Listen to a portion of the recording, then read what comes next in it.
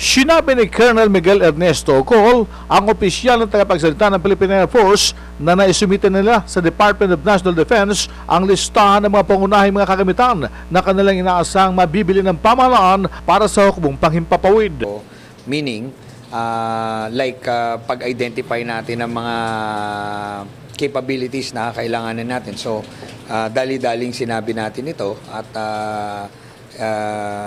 pinasa natin sa defense. So, we're in terms of territorial defense, nandiyan po yung surface attack aircraft, leading fighter trainers natin.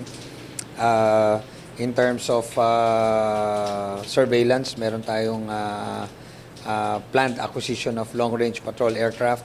In terms of lift, meron po tayong medium lift requirements as well as yung light lift requirements natin. Ayon pa kay Ocol, ang mga piniling air assets ay magagamit ng hukbong panghimpapawid, hindi lamang pang depensa. Ito ay magagamit din sa mga disaster response operations tulad ng mga radar na isa sa mga prioridad ng pamahalaan.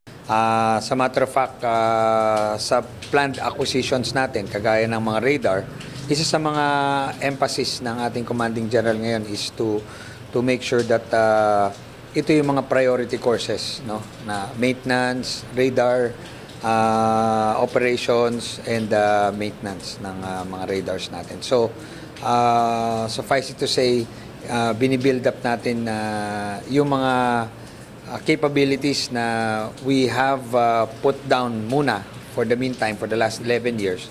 Yun ang nagiging focus ng ating liderato dito sa Philippine Air Force. Ang opisyal ng tagapagsalita ng hukbong panghimpapawid, Colonel Miguel Ernesto Ocol sa Villamor Air Base. Yan ang DZRH News, RH911, Bing Pormento, naglilingkod sa pagbabalita.